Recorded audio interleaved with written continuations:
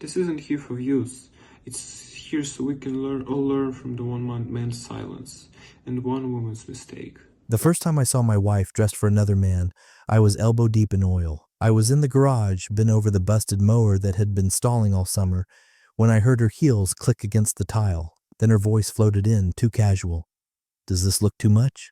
she asked. I didn't answer right away. I just wiped my hands with an old shop rag and turned around.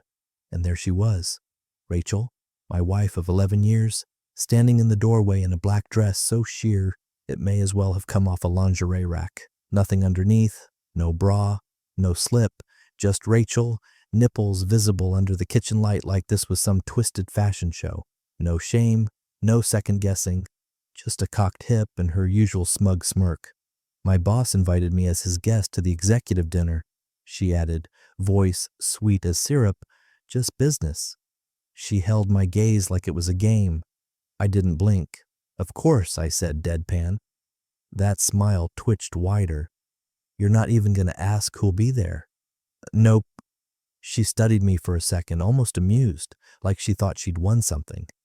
Then she turned and strutted toward the front door, heels tapping in time with the echoing thought in my head, "just business." It's funny how men learn silence before strategy. That silence right there, that wasn't defeat. That was the sound of a chessboard flipping in my brain, one where the queen had just made a reckless move, and the king decided to stop protecting her. Before we go any further, I'll ask one thing, a quiet favor from one man to another. If you're still reading and stories like this hit you where you live, do me a solid and hit subscribe. Most people don't, but it fuels the team that brings these moments to life. Thanks. Now, back to the wreckage. She left around 6:40. No goodbye, just the scent of whatever perfume she only wore to work functions, woodsy, sharp, and now permanently tied in my mind to the sound of betrayal. The garage felt smaller after that. Not because I was crying. I wasn't. I haven't in years. But because the air changed. You ever smell something you know doesn't belong? That's what it was like. The moment she walked out, it wasn't our house anymore. It was hers and his, on lease. I walked into the kitchen, turned the porch light off, sat at the counter. Her wine glass from last night was still there, lipstick stained like a signature. Red, the kind she said was too much for family dinners, but perfect for work events. Yeah. I opened the laptop, clicked through her Instagram. Nothing scandalous, of course. She's smarter than that. But the clues were there. One was in a company story post, just a half-second clip of a toast at the last off-site, her hand brushing too closely against a man in a gray suit. The same suit hanging in our hall closet the week prior when she claimed she had a seamstress emergency for work. The man in that clip, clean-shaven, smug, and clearly not her manager. No wedding ring. I zoomed in on the glass reflection from the back wall mirror. Rachel's back, leaning too close. Subtle, if you're blind. Damning, if you've ever studied the way your wife used to touch you. Her phone pinged in the hallway. I didn't touch it. Didn't need to. The passwords had changed anyway. She'd made that shift 2 weeks ago and claimed it was just for security. Right. Same week, she stopped asking about my day and started checking her teeth in the hallway mirror before leaving. It wasn't rage I felt, it was calibration, like a safecracker finally hearing the last tumbler fall into place. So I made a reservation, that same restaurant. I already knew the venue. Rachel had left the invite on the kitchen island 3 days ago, strategically forgotten, like she wanted me to see it, like she thought I'd stew in it while she waltzed around in a transparent dress with a corporate predator and a glass of Merlot. But I didn't stew. I plotted. Table for 2, Thursday night. Close enough to the private dining room, but not so close as to be noticed right away. Just in range for the moment I'd choose to be noticed. As for my second guest, that plan was still coming together, but I already had a name in mind, one she wouldn't see coming in a million years. And oh, she should have. She came home past 10 nights in a row, and each time the story got shorter. Long meeting. Traffic was awful. He just wouldn't stop talking. She never said his name at first, just he. Then one night, halfway through pouring herself a second glass of Cabernet, she slipped. Graham's wife apparently used to be in advertising too, so he gets it. Graham. So now the boss had a name. That changed things. It gave the shadow a face. I didn't say a word, just nodded like I cared about Graham's wife's past marketing career, like I wasn't mentally cataloging how many times she'd brought him up in the last 2 weeks. 11, by the way. I'd counted. 11 mentions. Zero context. The phone thing came next. She used to leave it on the nightstand. Now it never left her side, even in the bathroom. She'd changed the lock screen to some artsy black and white photo of a tree against a gray sky, like she was auditioning for depression. New password, no notifications. But I noticed something odd the second night I listened closely enough. Her phone buzzed twice at 1:13 a.m., and she didn't even flinch, didn't even reach for it. That's when it clicked. Do not disturb. She was expecting messages, just not from me. So I watched, not the kind of watching you see in movies, no peeking through blinds or stalking. I let her feel safe, let her think the performance worked. I went through the motions, ate the dinners she made with her new kick of saffron, laughed when she told me about her coworker who microwaved salmon in the break room, pretended like I didn't notice that she'd started wearing perfume to client calls held over Zoom. Rachel always had tells, little ones. Her sarcasm used to have bite, now it just came out hollow. She played with her necklace when she lied, twirled her wedding ring when she was nervous. That was the real giveaway. The ring stayed on less and less. Sometimes it'd be forgotten on the sink after a shower. Once I found it tucked in a coat pocket. She said it got caught in the lining. I didn't argue. You don't argue when someone's digging their own hole. Instead, I booked the table. I remembered the name of the restaurant from the invite. She'd left it on the counter for a full 2 hours that morning before accidentally tucking it into her tote bag right before heading out. I saw the logo, the reservation time, 7 eager p.m., Thursday, Willow & Co. is upscale, trendy, loud enough for plausible deniability, but quiet enough for whispered deals and sleazy compliments. I made my own reservation, same night, table for 2, different name, a different credit card, 2, one she didn't know I had. I picked a table facing the private dining room entrance. I'd already looked up the layout online. Modern surveillance doesn't need trench coats anymore, just Yelp photos and an email confirmation. She didn't ask about my plans for Thursday, she just assumed I'd be home. I even helped her steam her dress that morning, the one with the high slit and plunging neckline. She said it was for confidence. I bet it is, I murmured. What's that? She asked. I smiled. Just glad to see you investing in your career. She beamed, clueless. That night I didn't eat, didn't drink, just sat in the living room staring at the sliding glass door and my reflection in the dark. The face looking back wasn't angry, just done. There's a strange relief in knowing, like finally figuring out where the rattle in your engine is coming from. You still have to fix it, but at least you're not crazy. At 9:43 p.m., she walked in, humming, heels in hand, a shimmer of sweat on her collarbone. She kissed me on the cheek and said, "Big things are coming. Graham said I have leadership potential." I nodded. "Late night?" She shrugged. One of the execs had too much Pinot and kept telling college stories. She curled up on the couch, phone tilted just out of view. Her fingers tapped faster than usual. Then she locked it and yawned dramatically. "Bed," she muttered. "Sleep well," I said. She didn't even say goodnight. The next morning I picked out my suit and then I made a second call. The other seat at the restaurant wasn't going to stay empty, and if I was going to watch the circus unfold, I figured I might as well bring someone who still believed in honor, someone whose approval she used to chase like oxygen. I just hoped he'd still recognize the daughter he once raised. Walter lived in a modest one-story brick house with an American flag that never touched the ground and a porch swing that hadn't moved since his wife passed. It was the kind of place where respect was baked into the walls. Shoes off at the door, coffee served black, no room for excuses. The air smelled faintly of gun oil and cedar. Rachel always said her dad was stuck in the past. Personally, I preferred it. The past, at least, had rules. He opened the door before I knocked. "Tom," he nodded, stepping aside. "You never visit without her. Everything all right? Mind if I come in?" He didn't answer, just held the door open and motioned to the table. Same one we sat at every Christmas when Rachel still had enough decency to call this place home. I sat. He poured coffee, no sugar, no cream. sat across from me with the same rigid posture I remembered from his Marine photos, back straight, arms resting on the table like he was ready for a mission briefing. Something happened? I slid the manila envelope across to him. You still think Rachel's the same woman you raised? His face didn't move at first, then his fingers tensed just slightly as he opened the flap. I didn't speak, just let him pull the papers out one by one. There were 6 of them. High-quality printouts, screenshots from Instagram, LinkedIn event tags, and one pulled from a coworker's story, Rachel in a low-cut dress, glass in hand, her body angled toward Graham like gravity was doing her favors. In one, his hand was on her lower back. In another, they were laughing just a little too close, with her biting her lip in that way she used to when she wanted something. The 4th photo was the one that did it. A group picture at the leadership off-site. Everyone in business casual, name tags visible. Graham's hand wasn't on her back this time. It was on her hip. Fingers spread like he owned her. Walter stared at that one the longest. She said this was work, I said, voice steady.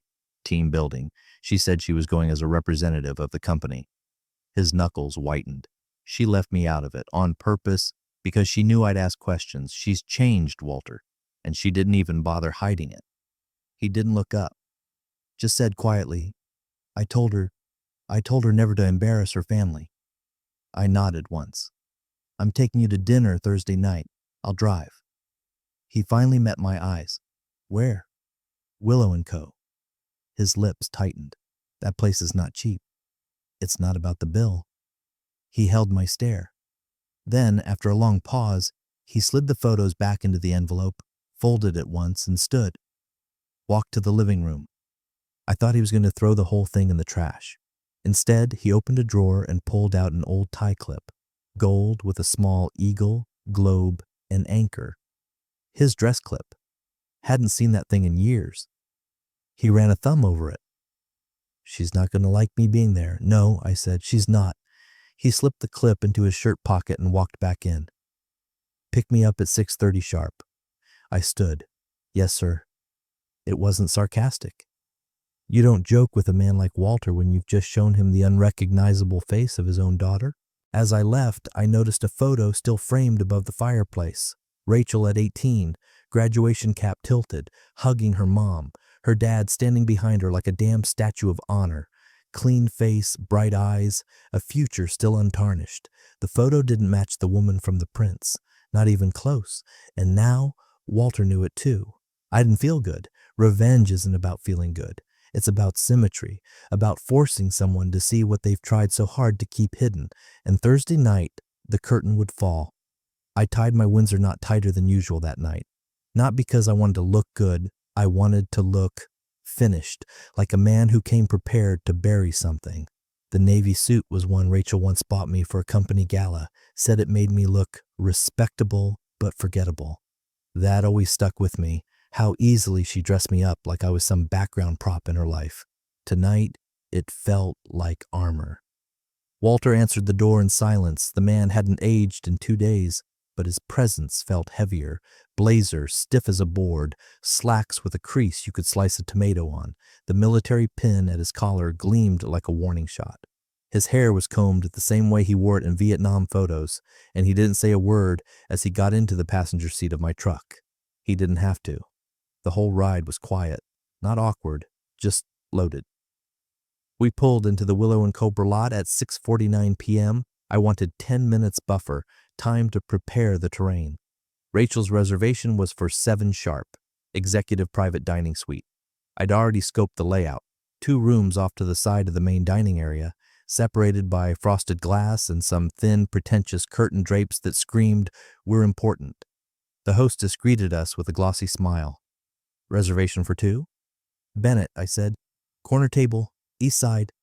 She checked, nodded. "Of course, Mr. Bennett, right this way." As we walked through the dining room, I passed her a folded 100, slipped clean between the dessert menus like it belonged there. "Could you let me know when the private party arrives?" I murmured. She gave the barest nod, discreetly. Our table was perfect, angled just enough to get a clean sight line into the private room if you leaned a bit left. Candlelight flickered in a low glass orb between us. Water was poured, menus delivered, but neither of us even glanced at them. Walter sat like he was on watch. Back straight, chin up, eyes scanning like the enemy might breach at any moment. At 7:06, the hostess reappeared briefly, then vanished toward the far end. 30 seconds later, Rachel walked in. Graham followed, hand on the small of her back. She was wearing the same sheer black dress, the one she said was a little much when she first showed it to me. Now it wasn't even trying to pretend. Graham wore a gray suit, no tie, arrogance tucked neatly into every fold. He didn't even glance around, just pulled out her chair, leaned in to whisper something in her ear. She laughed, head tilted, lip bite and all. Walter saw it. His jaw clenched so hard I heard the molars grind. I haven't seen her laugh like that since. He trailed off. Couldn't finish. Yeah, I said quietly. They sat, wine already waiting. Graham gave the waiter a lazy smile. Rachel crossed her legs deliberately, one of those practice moves she used when she knew eyes were on her. She hadn't noticed us yet, not fully. Walter hadn't blinked in a full minute. You all right? I asked. I'm waiting, he said. That's what Marines do. We wait until it's time to move. Graham poured her a glass. Their knees brushed. She leaned in and tapped his wrist playfully with her fingernail. That's when Walter's nostrils flared. He looked at me. You're sure this is how you want to do it? Not sure of much lately, I said, but I know she won't forget it. He nodded once, just once. At 7:22, I waved the waiter over. Would you mind sending a bottle of the 17 Malbec to the private room over there? Compliments of the gentleman in the corner. The waiter raised a brow. I smiled. Tell them it's from someone who believes in transparency. Walter chuckled once. Dry, cold. She'll understand that better than you think. We watched as the bottle was delivered. The server gestured discreetly in our direction. Rachel turned. It was instant. Her body went rigid. The glass froze midway to her lips. Graham said something. She didn't respond. Her eyes locked with mine, then shifted to Walter. Color drained. Her smile collapsed. She opened her mouth slightly, but no sound came out. Walter leaned forward just a little. Didn't wave, didn't nod, just stared. She looked at Graham and said something fast. He leaned to look at us, confused, still smiling, that kind of smug obliviousness that only comes before complete and total collapse. The fuse had been lit, and neither of them even smelled the smoke yet. The waiter approached their table with casual elegance, just enough flourish to seem sincere, not so much that it looked staged. He held the bottle with both hands, label facing out. Compliments of the gentleman in the Navy, he said, tone light. Apologies, wrong table. Thought this was for you. Rachel looked up. At first, she smiled reflexively, because that's what she does when servers acknowledge her, a kind of default, high society politeness. Then her eyes followed the waiter's gesture and found me. It was like watching a circuit short. Her smile didn't fall. It shattered, not all at once either. It twitched at the corner. Then the cheek muscles dropped, the eyes widened slightly, blinked once, twice. She turned her head like maybe she'd seen wrong. Then her gaze landed on Walter, and that's when the color left. I've never seen a face pale that fast without a stroke involved. I sat still, didn't blink, didn't raise my glass, just watched her process it. Her lips moved around some half-formed word. Graham was still smiling beside her, half listening, clearly unaware he'd just wandered into the lion's den wearing raw meat for cologne. She leaned toward him, whispered something sharp. He chuckled. That corporate, dismissive chuckle men like him are trained to give. You're being dramatic, is what the chuckle always means. Then he looked over his shoulder. His grin faded about 3 degrees when he saw me, then Walter. Then he looked back at Rachel, and I swear to God he flinched. Rachel's hand drifted toward her wine glass but didn't touch it. I could see her legs shift under the table, the way someone adjusts when they feel exposed, suddenly remembering how sheer her dress actually is, how high the slit cuts, how visible she's made herself. She wasn't just embarrassed, she was trapped. The table of executives beside them was still mid-laughter, unaware. Their plates hadn't even arrived yet, but Rachel's night was already cooked. She tried to recover, straightened her back, tucked her hair behind one ear like she was reclaiming dignity from a wreckage, but the movements were robotic now, disconnected from the woman who walked in laughing like she owned the room. I caught her glance toward the entrance, thinking of the escape routes already. Walter leaned slightly toward me and muttered, "Do we let her run?" "No," I said, "we let her sweat." Her fingers were trembling now. She reached for her clutch. I watched as she pulled out her phone, checked it, typed something quickly, then froze again. Whatever she was trying to do, maybe texting me, maybe texting Walter, she realized the absurdity of it mid-action. There's no text to fix this. You don't unsend the manila envelope you handed your father in person. You don't unkiss your boss at a conference you swore was strictly professional. You don't uninvite your own husband to your humiliation. She whispered again to Graham, more urgently. He leaned in this time, face turned toward us for a second longer. His brow twitched. He asked something. I could read his lips. "That's your dad?" She nodded once. Barely. He turned toward Walter, gave him a half wave. Walter didn't move. No salute. No nod. Just ice. That's when Graham's smile finally broke. His fingers drummed nervously on the tablecloth. The waiter returned with their food, which no one touched. Rachel stared down at her risotto like it was a loaded weapon. She looked at me again. Our eyes locked. No rage, no sorrow. Just one long suffocating moment of, "You did this to yourself." And she knew it. She couldn't unsee what was coming next, and she couldn't stop it. Walter didn't ask permission. He didn't clear his throat, didn't glance at me, didn't check if the timing was right. He just stood, one smooth, deliberate motion, like the kind of decision he used to make with a rifle slung over his shoulder and the smell of gunpowder in the air. His chair scraped against the tile as he pushed it back, the sound slicing through the murmur of forks and wine glasses like a fire alarm. Heads turned, only a few at first, then more. Rachel saw him coming. Her mouth opened slightly. She stood halfway, one hand extended like she might intercept him. Walter didn't stop. He pulled out the empty chair next to her, the one intended for the executive VP who never showed, and sat down without a word. Then calmly, like he was starting a conversation over Sunday pancakes, he asked, "You proud of this?" Rachel froze mid-reach. Her hand dropped. Her mouth hung open. No words came. Her boss, Graham, in his unseasoned arrogance, tried to fill the silence, chuckled lightly. "Sir, I think there's been some—" Walter turned his head slowly, and when he spoke again, it was like steel being poured into a mold.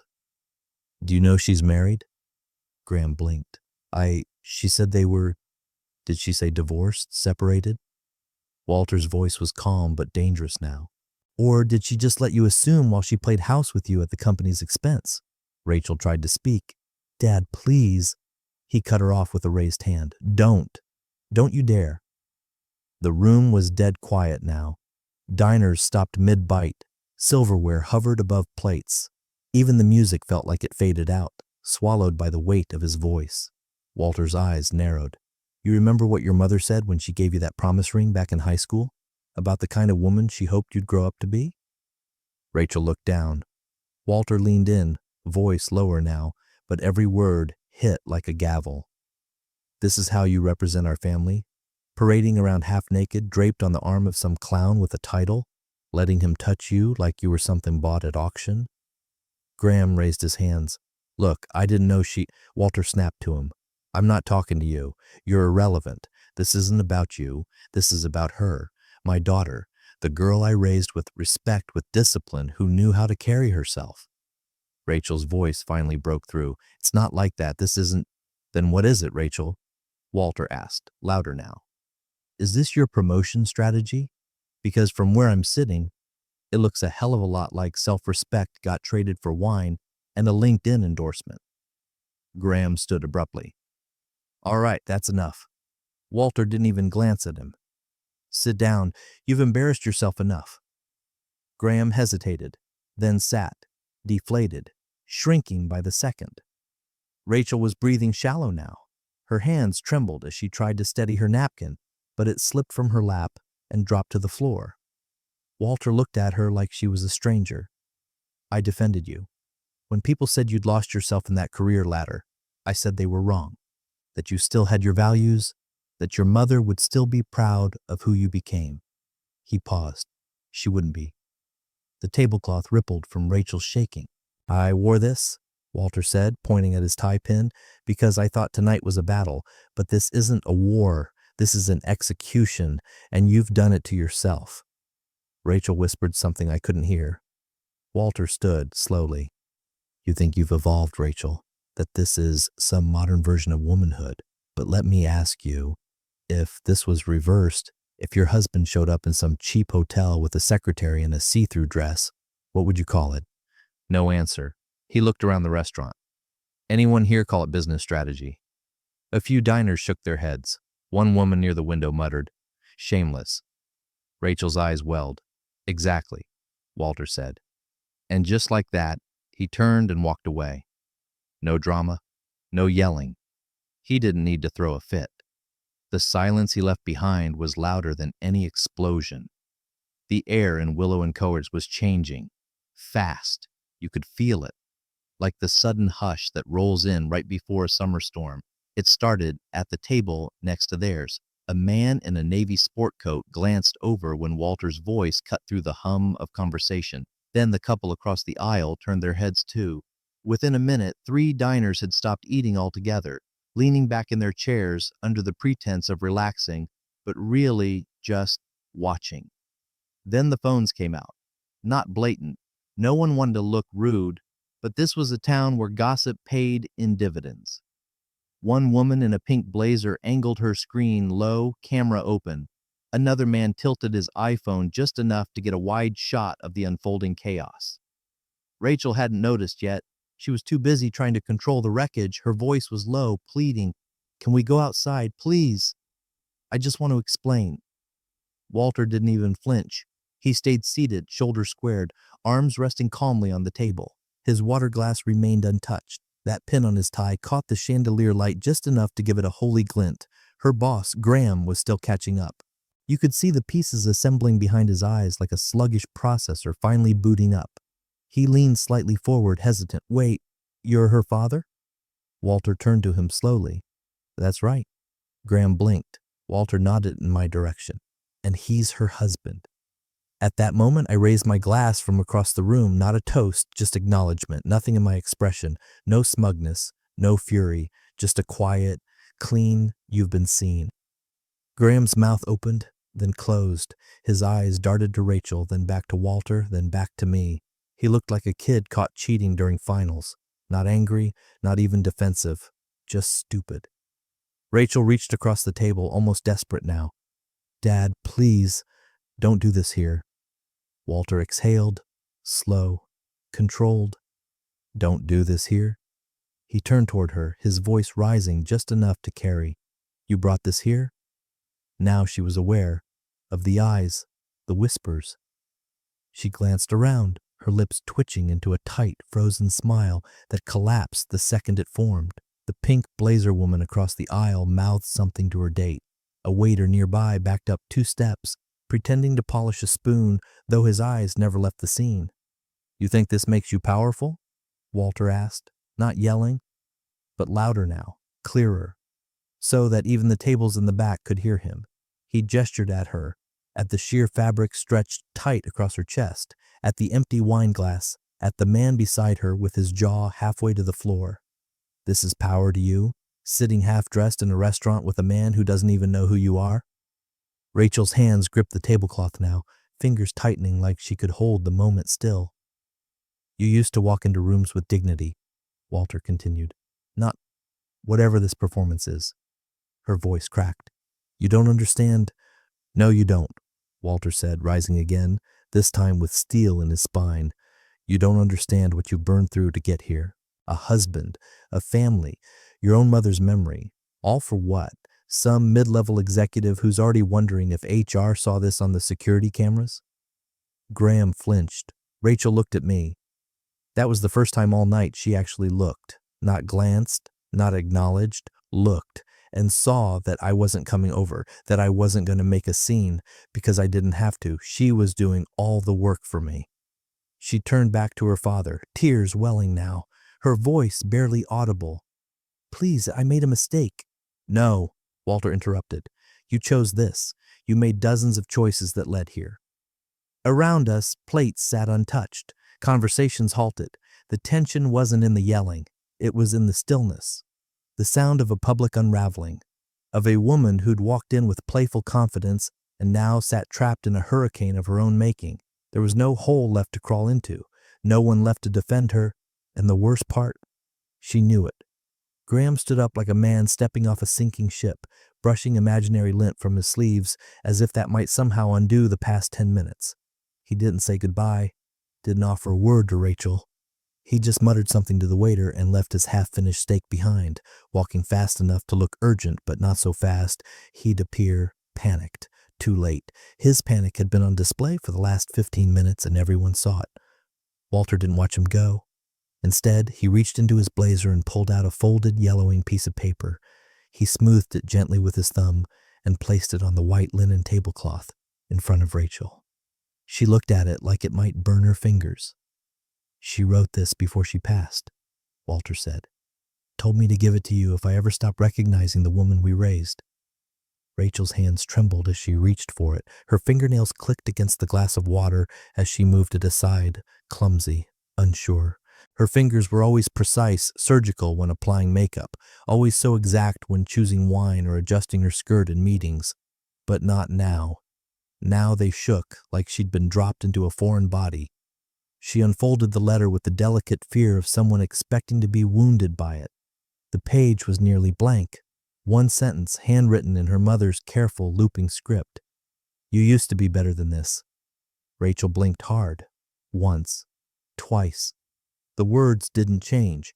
The air around her changed, though. The silence wasn't sharp anymore. It was heavy, suffocating, like wet wool pressing down on her chest. Her mouth parted slightly like she might protest, might defend herself, might say something to make it all stop. But there was no defense left, no spin, no exit. She looked around. Every single person in that restaurant was watching. Not one with a phone still raised, just real eyes now, human eyes. Judging, pitying, disgusted, intrigued, no longer gossiping, just waiting to see what she would do next. I stood then, calm, straightened my jacket with one tug, pushed my chair in slowly. No rush.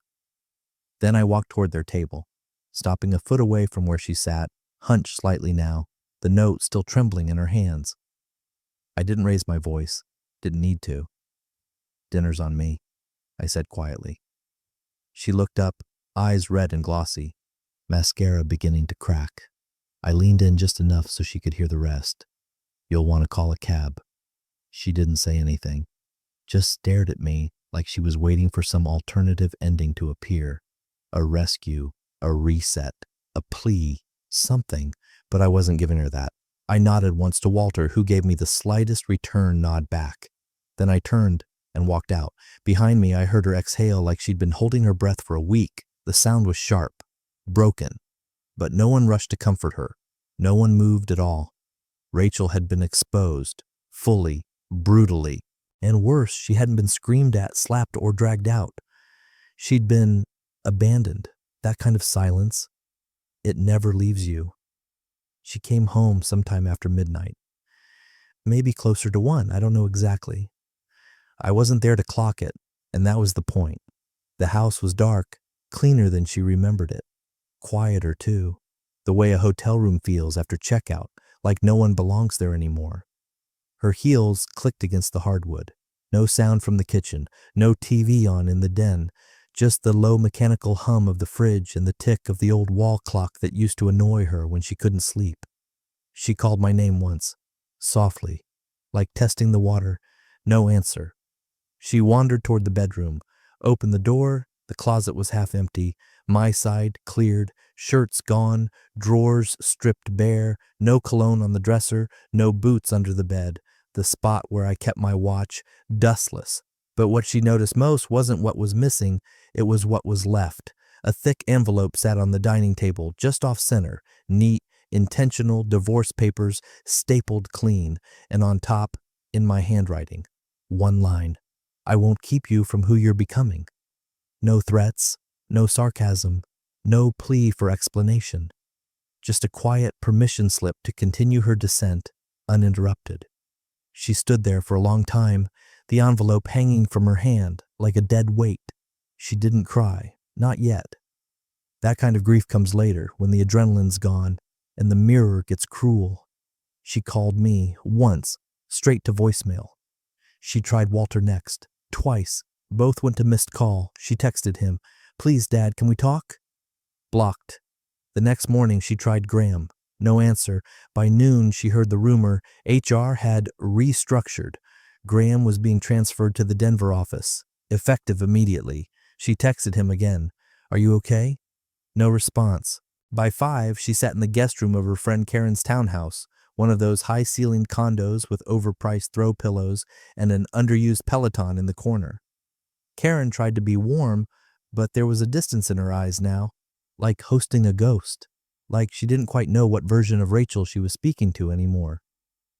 "Just for a few days," Rachel had said when she arrived, "until it blows over." Karen had nodded. Of course. But there was no invitation for dinner, no glass of wine, just a spare towel and a set of sheets left folded on the bed. No one called that night. No mom, no dad, no husband, no boss, not even the girls from work who used to flood her DMs every time she posted a boomerang with a wine glass. Her phone buzzed only once, a calendar reminder, Q3 review, 7 p.m. Herbert Willow & Co. She stared at it, then deleted it. She checked my Instagram, but the account was deactivated. She opened our wedding photo from the cloud drive, tried zooming in on my face. Still nothing there. No rage, no betrayal, just absence, the kind that echoes. That night, she curled up in a borrowed bed, wearing one of Karen's oversized sweatshirts, mascara dried in flecks at the corner of her eye, and listened to the silence she'd earned. It didn't scream, it didn't accuse, it just refused to fill the space. It showed up in the mail one afternoon in early spring, no envelope, just a postcard, glossy, heavy stock, one side blank, no message, no name, no return address, just an image. Willow & Co. photographed from the outside, mid-evening golden hour light spilling through the windows, table set, a faint silhouette near the back window that might have been her, might have been no one. Didn't matter. I turned it over, half expecting a second shoe, a threat, an apology, some last desperate attempt to resuscitate a narrative she no longer controlled. Nothing, just the grainy stamp of a small-town post office and my name written in familiar cursive. I stood there in my kitchen for a minute, thumb resting against the edge, then I dropped it in the trash. Not shredded, not burned, just discarded, like a receipt for a thing I no longer owned. Then I went back outside. The deck was half sanded, wood dust curling around my boots. The lake just beyond it was still, the water glassy. My dog, Murphy, laid sprawled in the shade, tail twitching every few seconds. He didn't bark when the mailman came anymore. Neither of us had anyone to impress. The cabin wasn't huge, but it was mine, bought in full.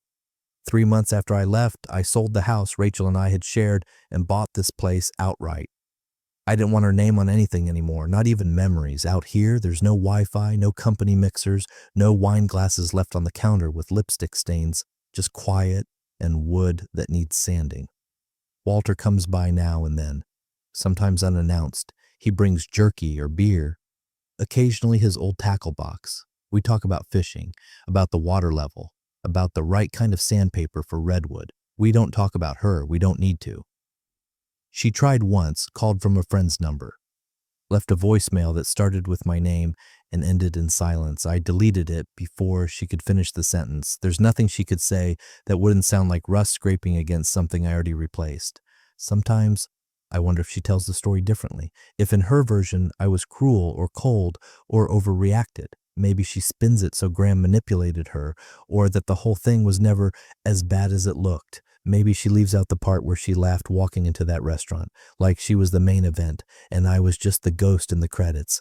But deep down, I think she knows, because that postcard wasn't about reconnecting. It was about remembering that place, that moment, that collapse. She's still staring at the scene, still replaying it in her head, like maybe if she just squints hard enough, the ending changes. It doesn't. That was always the point. Revenge wasn't about fury. I never needed to scream. I never raised a hand or a voice. I just opened the curtain, turned on the lights, and let the audience see what she really was. And then I left. While she was still watching,